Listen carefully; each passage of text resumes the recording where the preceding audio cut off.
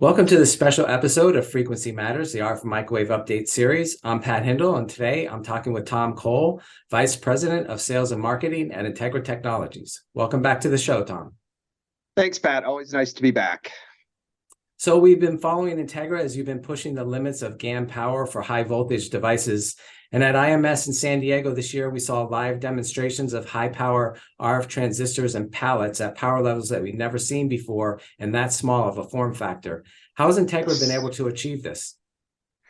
So we've been pioneering high voltage GaN since, believe it or not, 2012. So for over 10 years. And in that, we have really learned a lot of generational knowledge with respect to how to do very high power devices, specifically high power densities, while still maintaining reliable channel temps. So that power density is really the key to what we demonstrated at IMS this year. So now we're able to push the single transistor power levels from 1,500 watts to almost 6,000 watts in P-band. And we've taken, again, a huge leap for S-band as well, going from 700 watts to almost 2,400 watts per device. And so with that, we give the tools to the system architects to really radically re-architect and redesign their systems to take advantage of a much larger individual transistor or pallet power. So that goes a long way towards helping somebody to what we kind of call realize swap C squared. So not just the size, weight, power, and cost, but also a massive reduction in complexity, which helps to drive these new generations of very, very high power systems in much smaller form factors than ever possible previously. And how has the market reacted to Integra's high voltage GaN since you did introduce it way back in 2020? Are customers adopting the technology? They are, and it's been actually really fun to watch. We've seen several systems now with very early adopters who jumped on the technology after we released it back in July of 2020, and now they're in production. And it's been really fun to actually visit them, go into the engineering labs, and actually see with our own eyes the reduction. So this power combiner, this power splitter, all these cables, all of that extra hardware that you need when you're combining relatively smaller transistors or pallets goes away. So it's been really an enjoyable and very satisfying event for us to go out and see these systems now and how much smaller they are for the same power delivered. And we are seeing a trend towards software-defined RF and microwave systems, in many cases incorporating AI. Has Integra been aligning with its RF and microwave SSPA technology with this trend? I agree with you. We see that trend very presently around a lot of the customer base, especially as systems are looking to become more dynamic and to be able to adjust to whether it's resolving a radar target or looking at high power microwave applications for defense. All of these systems share the same desire, which is to be able to benefit from machine learning to make the systems more effective. So at Integra, back at European Microwave in 2022, we introduced our digital pallet architecture.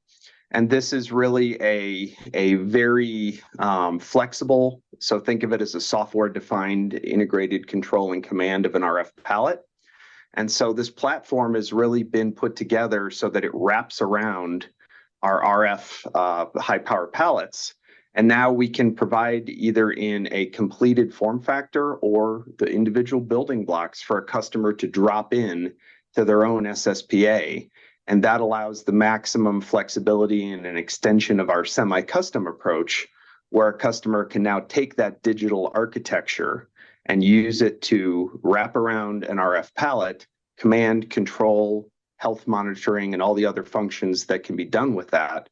And so we've really designed this as a modular approach and something that we look to see people really take advantage of and now be able to benefit from that digital control structure versus analog control loops of these RF amplifier pallets. Yeah, I do remember seeing that European Microwave Week. It was a great small form factor with a lot of capability.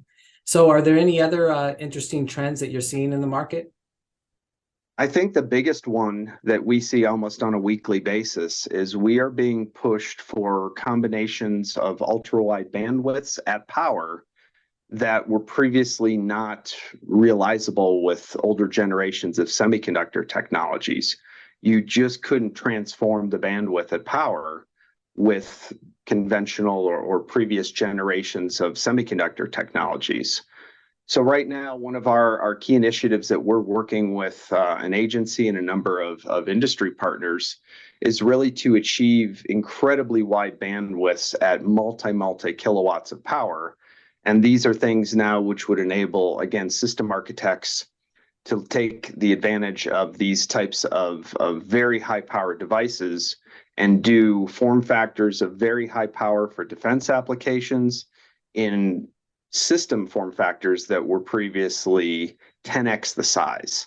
And so that's really an exciting trend that we've stepped up to that challenge. We're looking forward to producing more devices with this.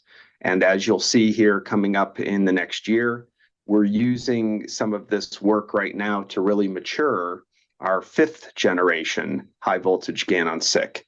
And that's something that, again, will provide an ability for a system user to have a bandwidth at power that was previously unrealizable. So we're very excited and looking very forward to continuing to advance that technology.